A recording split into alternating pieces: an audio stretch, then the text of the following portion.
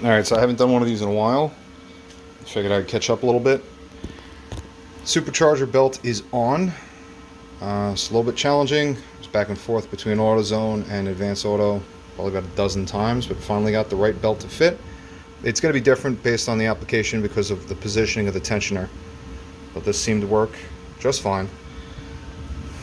The coolant pipe I had to cut based on the one that I found that fit the best, and then I got a 1.5 inch stainless bend that I'm going to be inserting in here, and I've just drilled this out so I could put in a bleeder valve, just because this is the high point for the coolant system, and otherwise it's just not going to be able to vacate all the air. It gets airlocked up here. As far as the supercharger inlet and outlet, it's tight. This is a 3.5 inch pipe and a 3.5 inch air filter. This is one of the smallest ones I could find. I'm hoping it's not too restrictive, but it's positioned just right. See, it's right behind the headlight. The air is going to be coming down and into it. A little bit of a gap here for water, I guess, to drop down. Should be okay. And then the stock Vortech unit, the bypass valve or diverter valve, exited right into the pipe. And that was going to be a huge issue, obviously, because just didn't have the clearance. So I essentially took the Vortech pipe and replicated it out of stainless steel because I suck at welding aluminum. So this is 3-inch stainless, and then the appropriate adapters on the throttle body and the supercharger outlet. It's going to sit just like this, and on the back I'm going to have my intake air temperature sensor. It's roughly 4 inches from the throttle body, a little bit more than that. That's what the tuner had recommended. And then I welded in a bung for my bypass valve. So the Bosch bypass valve that comes with the Vortech kit is going to go right there. And that should be it. This is, for now, it's just going to vent the atmosphere. I'm not putting it back into the inlet. I want to see how it sounds. If it's obnoxious, then I'm going to weld this. Last thing is methanol kit. Methanol I've decided to do on the inlet. So I got to weld an aluminum bung someplace in here, and that's going to inject directly into the supercharger, right into the compressor fins. So did a lot of reading up on it. A lot of people complain about erosion. Haven't seen any proof, so I'm just going to go with it. Worst case scenario, I have to replace the wheel. 928 Motorsports sells upgraded SCi wheels, so if I cross that bridge, then that's what I'll do. Don't know if there's any other clearance things that I really had to tackle. It's just been, little challenges here and there. So I'm just going to keep at this, weld in the new bungs, put it back together, fire it up, and see how it looks.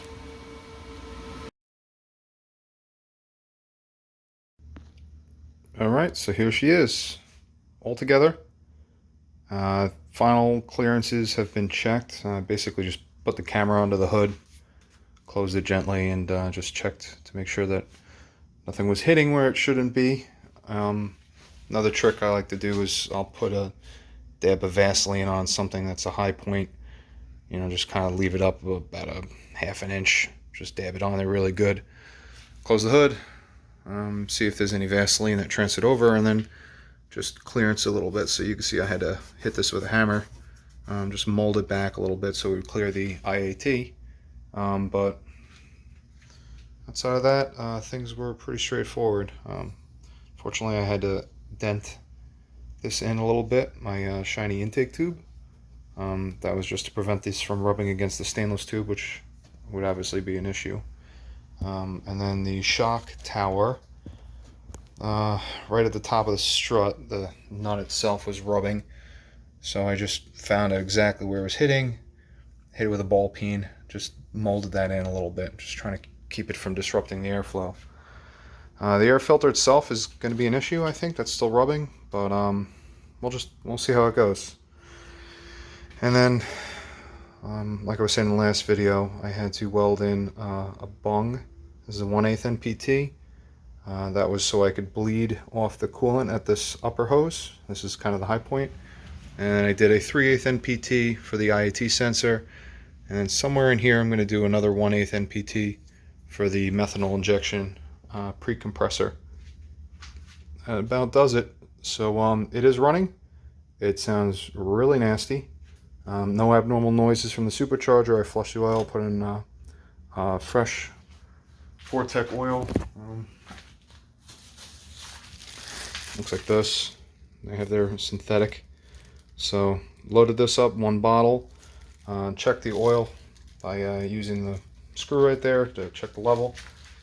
And all's good. So yeah, at this point I'm ready to fire it up. I'll do some auto tune with very loose tolerances. Obviously I'm going to save my tune before I start screwing with anything. And then the timing, I guess I'll retard it, you know, a set amount from where it is right now. Just so I could drive it around just to see how it feels and make sure everything feels okay. And then I'll be in contact with my actual tuner so he can polish this up. Alright, so this is pretty much final state at this point. I've been daily driving the car when weather permits. Been sending out data logs to the tuner to make tweaks, and then that's going to turn into a full-fledged dyno tuning appointment. I'm really looking forward to that. Exciting. And you know, really nothing to report. It's running hot with the IATs. I welded in a bung for the methanol. I still need to wire up the methanol and then plumb it. So that'll be a separate video, I guess. So for now, the IATs, they are getting quite hot. I'm cruising around 150, and then I'll spike sometimes to 180. So it gets up there, but it comes back down when I'm in a lower RPM, higher gear. No problems. Not much movement play in any of this. The idler pulley is quite happy. I did have to go to another belt. This one is, as you see there, and I'll put these parts in a separate listing, but this is an RPM rated belt, which is supposed to be reinforced and have a little bit better grip and durability for race applications, I guess.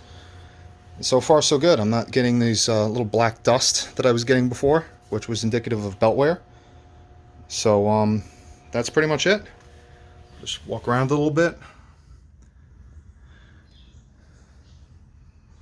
You know, everything's pretty close, but nothing catastrophic has happened. Hose is content where it is. Just had a zip tie it so it didn't move around too much. And that's that. So, you know, just keep an eye on it. And then ultimately, once the methanol is installed and fully functional, I'll get it dynoed.